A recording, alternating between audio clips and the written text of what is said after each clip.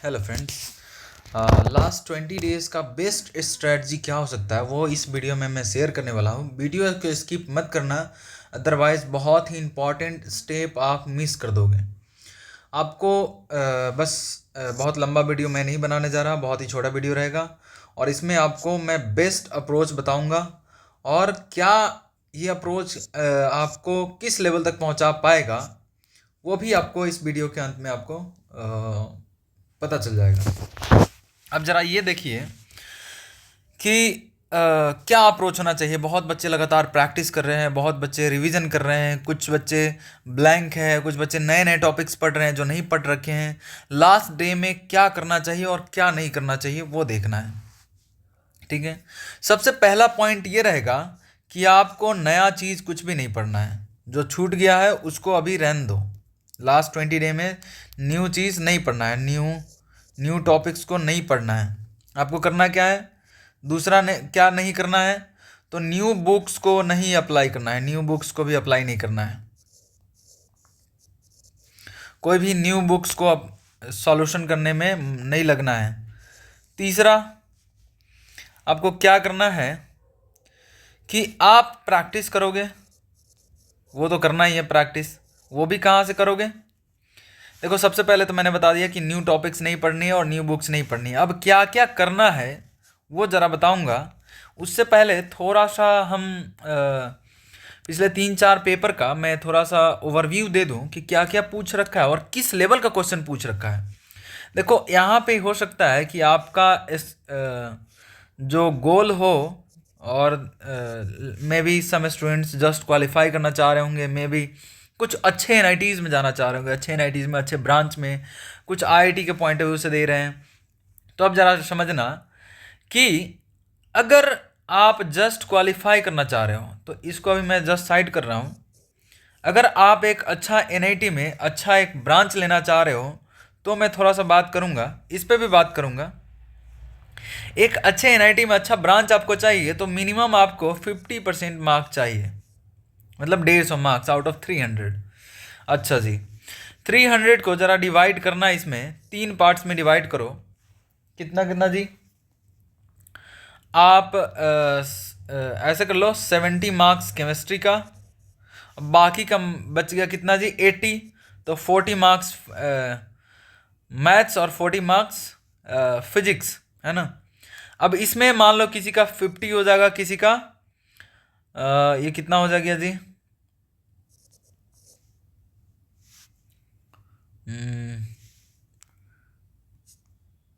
ठीक है, एक को 40 कर लो, एक को 50 कर लो और एक को 60 कर लो। ठीक है, देखो केमिस्ट्री में तो हमेशा ज़्यादा इजी क्वेश्चंस आते हैं ज़्यादातर चांस पेपर्स में, मतलब ऑलमोस्ट सारे पेपर्स में केमिस्ट्री का इजी पेपर आता है।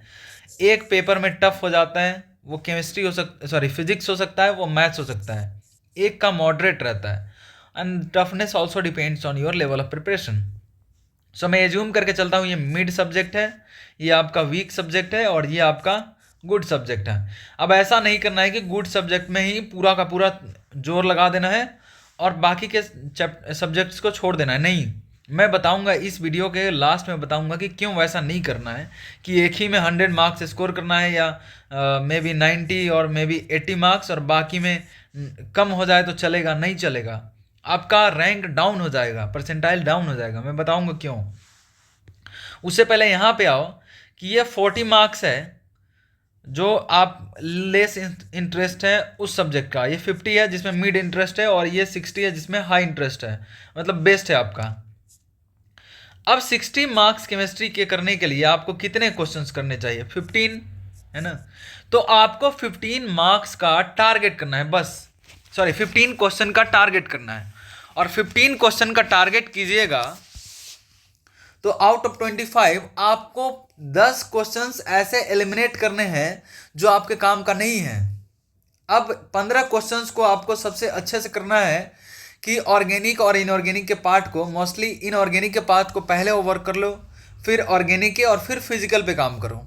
इस तरह से आप अपना अप्रोच रखना। बाकी के अगर कुछ क्वेश्चंस आते हैं, मान लो कि ये 15 नहीं पहुंच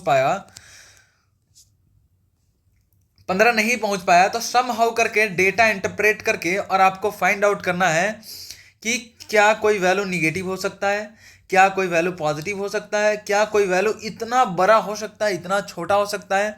उस बेसिस पे आप दो आंसर को एलिमिनेट कर दो, कैसे भी करके, किसी भी कीमत पे कर दो एलिमिनेट, तो बाकी का बच जाएगा दो, और दो में से आपका 50-50% चांस रहेगा। अगर गलत हुआ तो -1 मार्क्स, अगर सही हुआ तो 4 मार्क्स। तो बाकी में आप ये अप्रोच लगा सकते हो, लेकिन पहले आपको सबसे इजीएस्ट क्वेश्चन को करना है, और वो क्वेश्चन को करना है जो आपको आता है। उस तरह का क्वेश्चन आपको लग रहा है कि हाँ मैं कर लूंगा, तो उसी को करना है। अच्छा जी, अब आते हैं जरा, केमिस्ट्री का काम खत्म हो गया, अब आते हैं जरा फिजिक्स पे या मैथ्स पे, जिसमें से भी आपको है। तो फिजिक्स के लिए ही मैं पूरा डिस्कशन करूंगा, मैथ्स और केमिस्ट्री का मैं और डिटेल में डिस्कशन करूंगा किसी और वीडियो में। अगर आपने अच्छा रिस्पांस दिया इस वीडियो पे, तो किसी और वीडियो में मैं एक डिटेल वीडियो बनाऊंगा जिसमें मैथ्स और केमिस्ट्री को कवर करूंगा। इस वीडियो में मैं फिजिक्स को डीपली कवर करूंगा, ज़रा ध्यान से समझिएगा।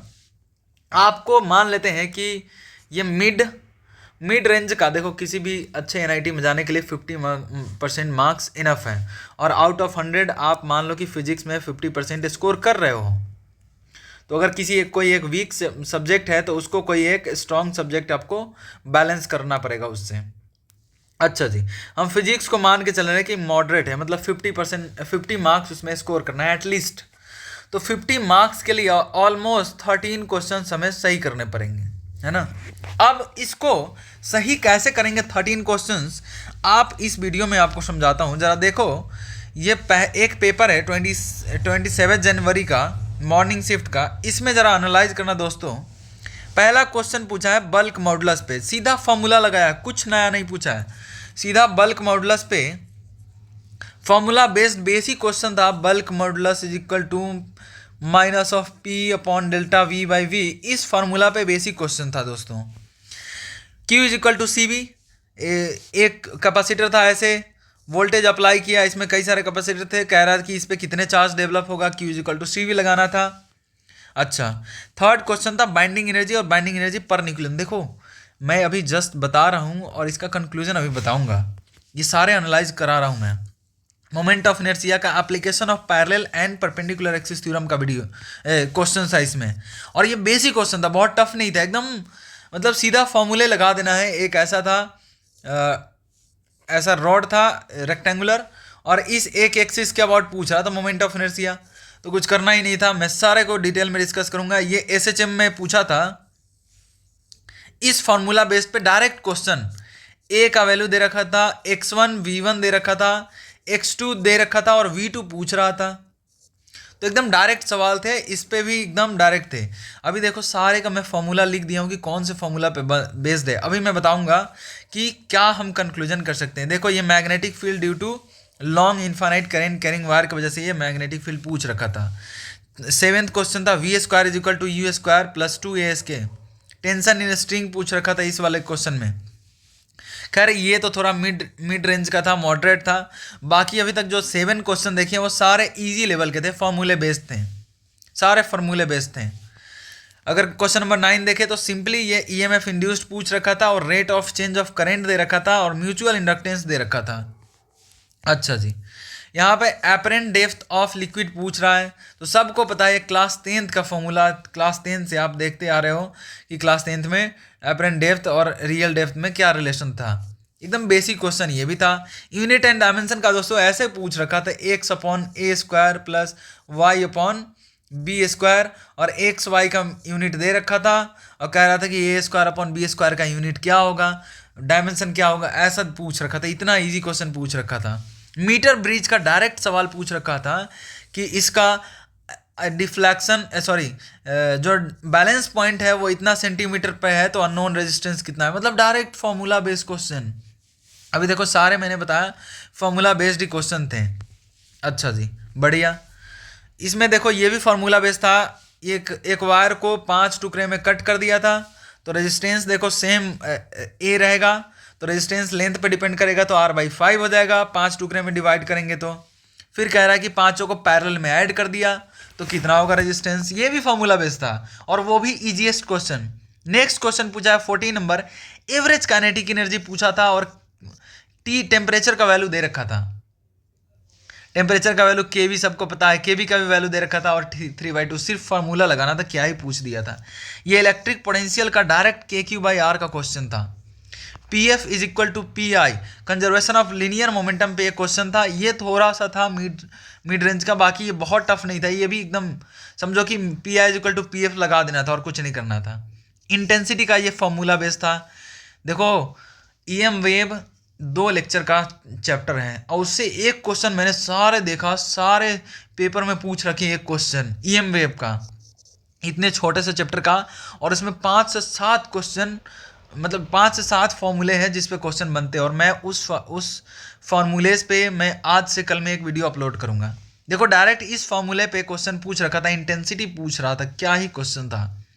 काइनेटिक एनर्जी और लीनियर मोमेंटम में जो रिलेशन था इसके बेस्ड पे एक क्वेश्चन था। अब जरा को देखो, Q heat given to the system पूछ रहा था, हीट गिवन टू बॉडी पूछ रहा था कि कितना हीट सप्लाई किए, उसका टेम्परेचर दे रखा था कि इतना से बढ़ा है, और मास दे रखा था, और हीट कैपेसिटी दे रखा था, specific heat capacity. Radius of nth orbit of ये बोर ऑर्बिट दे रखा था, हाइड्रोजन एटम का nth orbit. Direct formula based question. EMF induced पूछ रहा था कि इतना सेकंड में इतना फ्लक्स चेंज हुआ तो कितना EMF चेंज हुआ, ये भी पूछ रहा था इजीली। इस पे एक और क्वेश्चन पूछ रखा था कि मैग्नेटिक फील्ड इतना सेकंड में इतना चेंज हुआ तो EMF कितना इंड्यूस्ड हुआ, ये भी पूछ रखा था, इतना ही ईजी। फिर देखो ये तो और ईजीएस्ट था, S is equal to XT² करके दे रखा था, 2T² प्लस 3T ऐसे करके, आई कैप और जे कैप, और इसमें V पूछ रखा था किसी टाइम T पे, तो S गिवन था as a function of time, और वेलोसिटी पूछ रखा था। क्या चाहिए भाई, इससे इजी क्या क्वेश्चन चाहिए, बस डिफ्रेंसिएशन करना है और T का वैल्यू पुट करना है, उसमें टाइम भी दे रखा था। Factor affecting viscosity surface tension, ये देखो थ्योरेटिकल क्वेश्चन था। कंडीशन फॉर डेविएशन, ये एकदम फार्मूला बेस्ड था, एकदम फार्मूला बेस्ड था, ये फार्मूला एकदम से अप्लाई कर देना है और वैल्यू पुट कर देना है, आंसर आ जाएगा। Net force on a charge particle, F net 0, कह रहा था कि एक चार्ज पार्टिकल मूव कर रहा है, वो नेट फोर्स एक्सपीरियंस 0 कर रहा है, मतलब विदाउट डेविएशन हो जा रहा है, तो इलेक्ट्रिक फील्ड और मैग्नेटिक फील्ड के बारे में बताना था। तो अगेन ये थ्योरेटिकल क्वेश्चन है, फार्मूला भी अगर याद है तो उस बेसिस पे भी हम कर सकते हैं, वो वाला formula, F is equal to Lorentz force, F is equal to FE plus FB, जिसमें से FE हो जाता था Q into electric field plus Q into V cross B magnetic force जो आता था। तो इसके बेसिस पे भी आंसर दे देते हैं हम।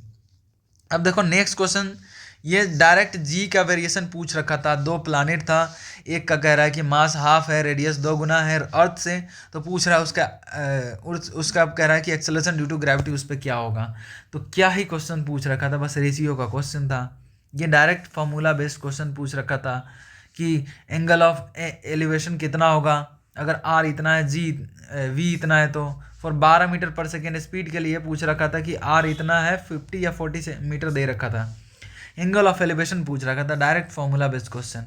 रिवर्स बायस, एक डायग्राम दे रखा था और पूछ रहा था कि इसमें से कौन सा फॉरवर्ड बायस है, कौन सा रिवर्स बायस है। देखो जी, देखो क्या पूछ रखा है, आप देखो अब इसमें एक बार इसमें घूम के देखो, इसमें एक बार घूम के देखो कितने फार्मूला बेस्ड क्वेश्चन था। 1, 2 बाइंडिंग एनर्जी पर न्यूक्लियन, और ये तो प्रॉपर्टी के बेसिस पे पूछ रखा था, डायरेक्ट फार्मूला नहीं था, तो 2 हो गया। मोमेंट ऑफ इनर्शिया, ये थोड़ा एप्लीकेशन था, ये डायरेक्ट फार्मूला था, 3 question, direct formula 4 question, direct formula 5 question, ये थोड़ा इसमें डेरिवेशन करना था, ये नहीं करना था, आपको पेपर में छोड़ना था। ये डायरेक्ट फार्मूला बेस्ड था, 5 क्वेश्चन शायद हो गया 5। Apparent depth formula based 6 question.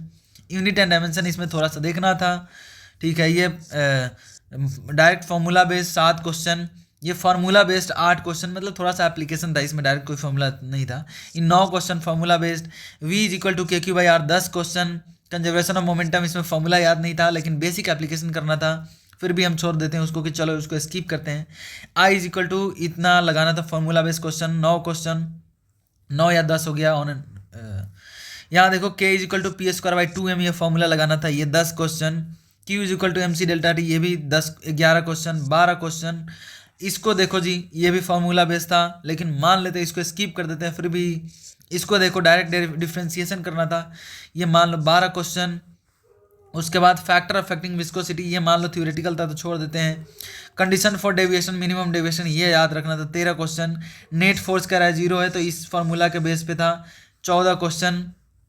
Direct ये फॉर्मूला बेस था 15 क्वेश्चन, और ये भी डायरेक्ट फॉर्मूला बेस था 16 क्वेश्चन। ये रिवर्स बैक का बेसिक कह रहा था कि कौन फॉरवर्ड है कौन रिवर्स है, 17 क्वेश्चन। आप देखो दोस्तों, आप देखो 17 क्वेश्चन इतने फॉर्मूला बेस्ड था, और इसमें से भी जो जो मैंने क्वेश्चन स्किप किया है उसमें से बेसिक क्वेश्चन पूछ रखा था।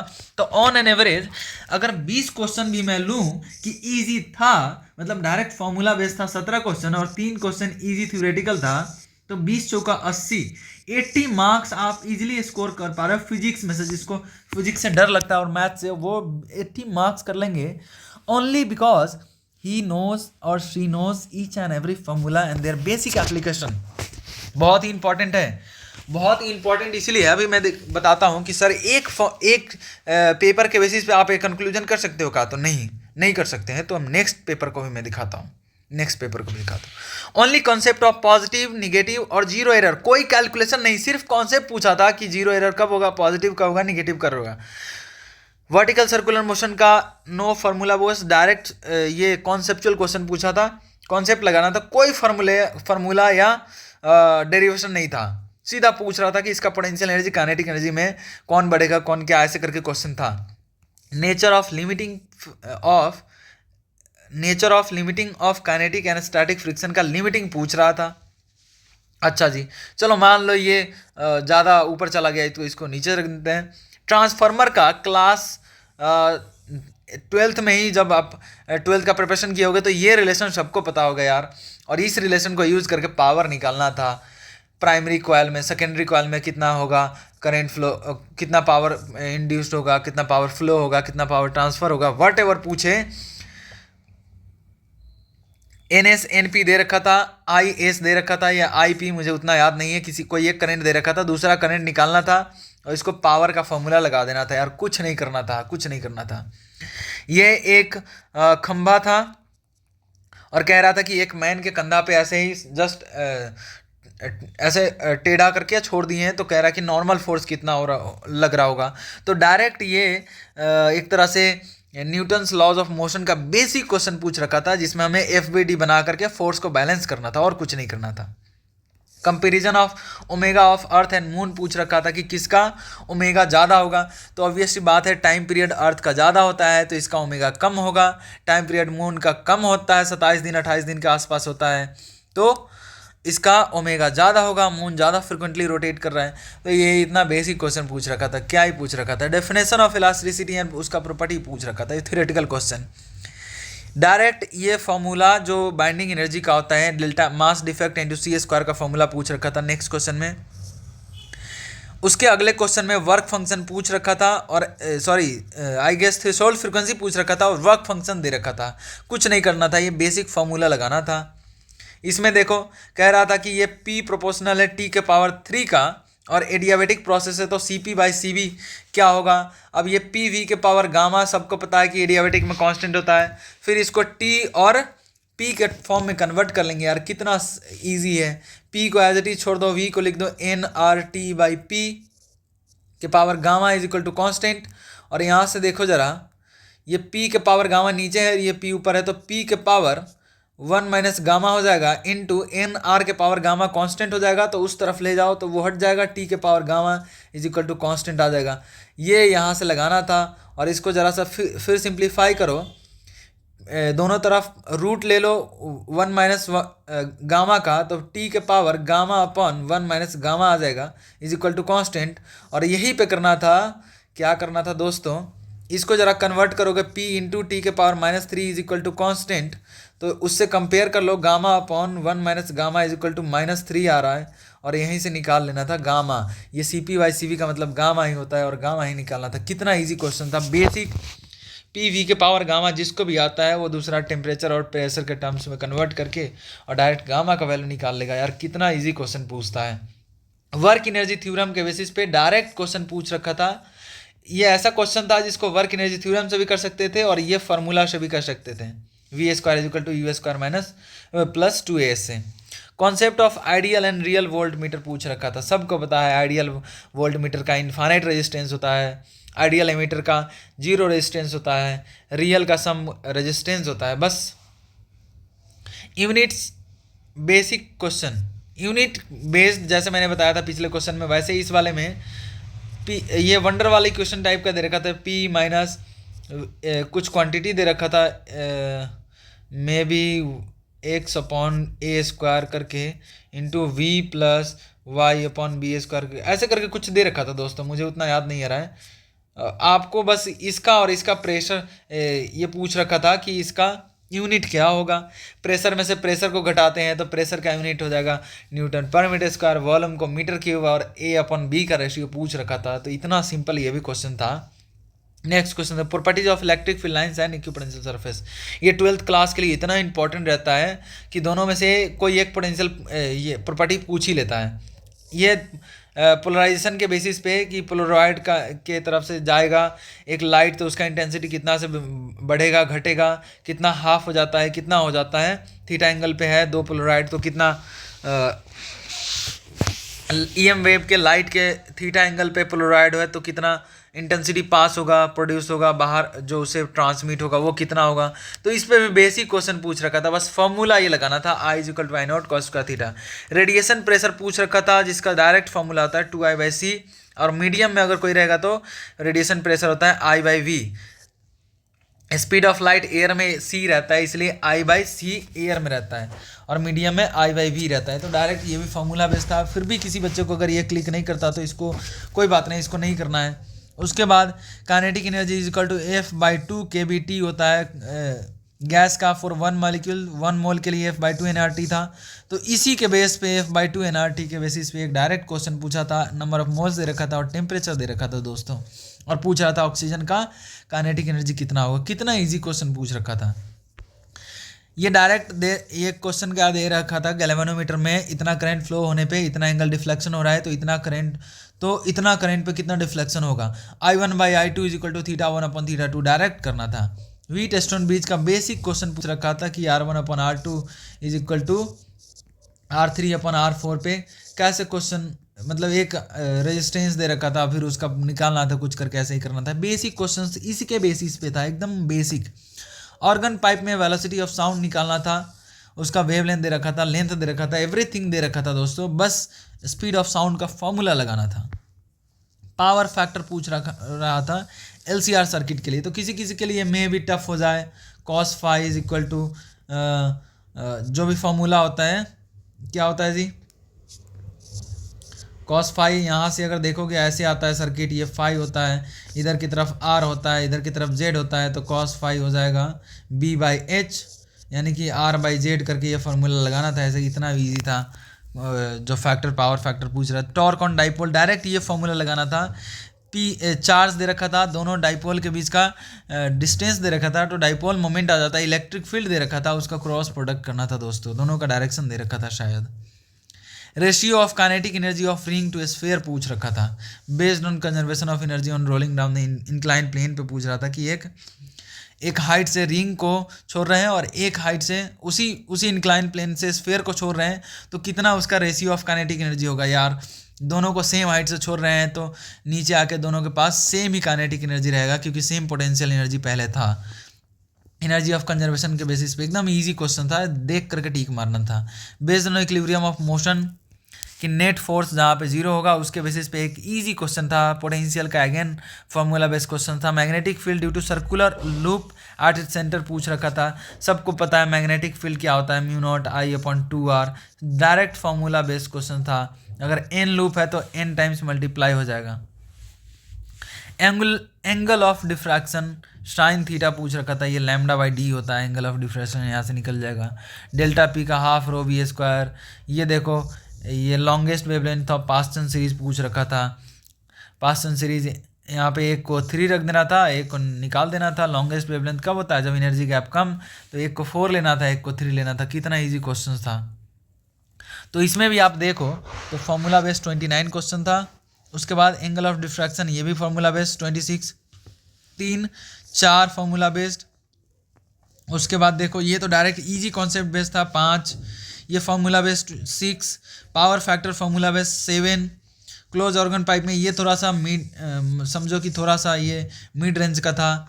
ये देख लो 8 क्वेश्चन 19 का डायरेक्ट I1/I2 θ1/θ2 करना था, 8 क्वेश्चन हो गया आई गेस।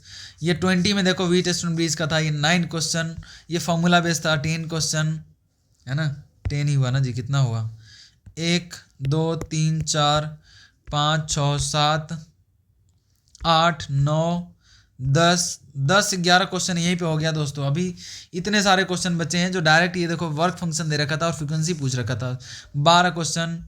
और देखो ये डायरेक्ट फॉर्मूला बेस्ड था, बेसिक कॉन्सेप्ट पूछ रखा था ये। तो इसमें भी देखो omega is equal to 2π/t का था, इसमें डायरेक्ट बैलेंस कर लेना था फोर्स, इसमें डायरेक्ट ये लगा देना था। तो इसमें भी ऑलमोस्ट 15 से 17 क्वेश्चन ईजी क्वेश्चन बन जाते हैं। आपको बस करना क्या है, अब उस पर बताते हैं। देखो तीसरा पेपर का भी मैंने एनालाइजेशन कर दिया था, लेकिन सबको डिस्कस करने का ज़रूरत नहीं है, सेम इसमें भी पूछ रखा था। मैं अब कंक्लूजन पे आता हूँ दोस्तों।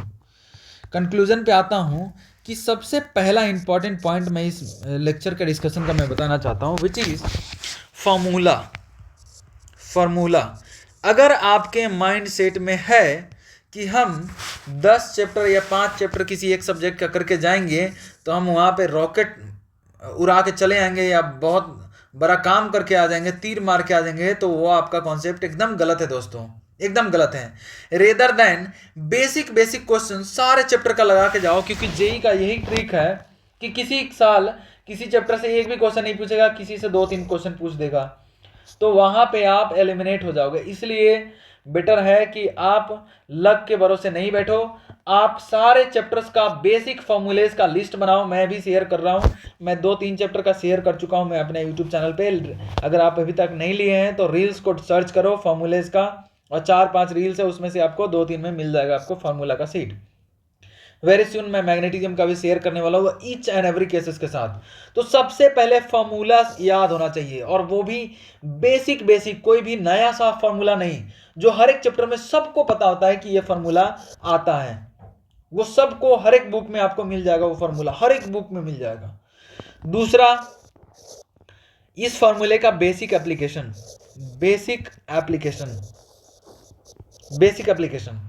अब बेसिक एप्लीकेशन कैसे करना है दोस्तों? अब कोई लेके बैठ जाएंगे एचसी वर्मा जी, लास्ट 10 दिन में एचसी वर्मा जी या किसी और बुक को लेके मत बैठो अनटिल अनलेस आप उसको पहले से 1-2 बार लगा चुके हो। अगर पहले से लगा चुके हो well and good, go head. लेकिन आपको करना क्या है, सबसे बेस्ट होगा कि PYQ लगाओ। आपके पास भरे पड़े हैं क्वेश्चन, पिछले 2019 से लेकर के और 2023-24 तक का आप क्वेश्चन लगाओ, मात्र 5 साल का। और इसमें सारे के सारे फॉर्मूला याद नहीं हो गए दोस्तों, बेसिक एप्लीकेशन नहीं हो गया, तो फिर मुझे कहना।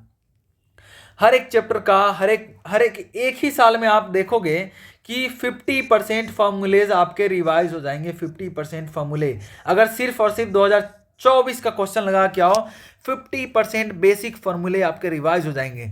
2-3 साल का और लगाओगे तो आपके सारे फॉर्मूलेज जो बेसिक है, जिससे 15 से 17 मिनिमम क्वेश्चन आप फिजिक्स में स्कोर कर सकते हो, वो आप सिक्योर कर सकते हो। तो वेरी इंपॉर्टेंट है PYQ। भले ही इजी क्वेश्चन रहते हैं, गो हेड और डू इट। आपको ज़्यादा टाइम नहीं लगाना है PYQ पे, बस देखना ये क्वेश्चन बन जाएगा, स्किप इट। अगर लग रहा है कि थोड़ा सा धुंधलापन हो रहा है कॉन्सेप्ट में तो गो हेड, प्रैक्टिस करो, और पेन चलाना जरूरी है। ओके, अब देखो PYQ और क्यों इंपॉर्टेंट है जरा समझना। मान लो कोई क्रिकेटर है और वो किसी नया बॉलर का बॉल खेलने जा रहा है, तो वो उसके बारे में ये कुछ नहीं जानता है, एक्सपेक्ट नहीं करेगा कैसा जाएगा कैसा नहीं जाएगा, इसके अंदर से डर भी रहेगा और मे भी बेस्ट अपना दे भी नहीं पाएगा। लेकिन अगर कोई ऐसा क्रिकेटर है जो किसी बॉलर का पहले से ही बॉल खेल रखा है कि ये बंदा इस तरह से बॉल फेंकता है और I should be prepare next time, तो वो प्रिपेयर होके आएगा कि ये बंदा इसी तरह का बॉल डालता है, फास्ट डालता है, स्लो डालता है, ऐसे एयरकन डालता है, जो भी हो, व्हाट एवर हो, जैसा भी बॉल डालता है, आपका माइंड सेट और आप उस तरह से प्रिपरेशन करके आओगे। उसी तरह PYQ देख करने से आपको पता चलेगा कि जेई का लेवल क्या है, जेई का औकात क्या है, और वो कैसा क्वेश्चन डालेगा। इस फॉर्मूले से नहीं पूछ सकता है, इससे पूछ सकता है। तो जेई का PYQ लगाने का सबसे बेस्ट और मोस्ट इम्पॉर्टेंट फायदा यही है कि आपको पता रहेगा कि ऐसा क्वेश्चन पूछेगा और इसी फार्मूला से या इसी के इधर उधर करके पूछेगा, इससे बाहर नहीं पूछेगा, जिससे आप मिनिमम 17 क्वेश्चंस तो स्कोर कर लोगे इजीली। ठीक है, सो इस वीडियो के लिए इतना ही। मिलते हैं नेक्स्ट वीडियो में, और वेरी सुन दोस्तों, जहां तक मेरे से होगा मैं आपको सपोर्ट करूंगा with materials, content what ever हो। तो बने रहिए और मोटिवेटेड रहिए। देखो, करना बहुत जरूरी होता है यार, करना बहुत जरूरी होता है, और पेन ऑफ रिग्रेट होता है ना, वो मोर पेनफुल होता है देन पेन ऑफ फेल्योर। देखो, अल्टीमेटली आप कर पाओ नहीं कर पाओ वो बात की बात है। कहते हैं ना कि मंजिल मिले ना मिले वो मुकद्दर की बात है, और मेहनत भी ना करे ये तो गलत बात है। तो आप मेहनत करो, और मेहनत करने वालों का मेहनत बेकार नहीं जाता है। हो सकता है आपको जेई में सीट ना मिले, लेकिन आपकी माइंड की लेवल जो बढ़ रही है कि हाँ हम मैनिपुलेट कैसे कर सकते हैं चीज़ों को, फाइट कैसे कर सकते हैं, आपकी लेवल न्यू वर्जन आएगा, आपका लेवल बढ़ जाएगा। तो और सीट कैसे नहीं मिलेगा यार, इतने लाख 2 लाख के आसपास सीट है, आपको एक सीट नहीं मिलेगा एनआईटी में? क्या यार, क्या यार, आप जरूर मिलेगा, आपको भरोसा रखिए, और आप मुझे इस बार ही जनवरी में ही आप सीट लेके दिखाओगे। ओके जी, okay, thank you so much, all the best.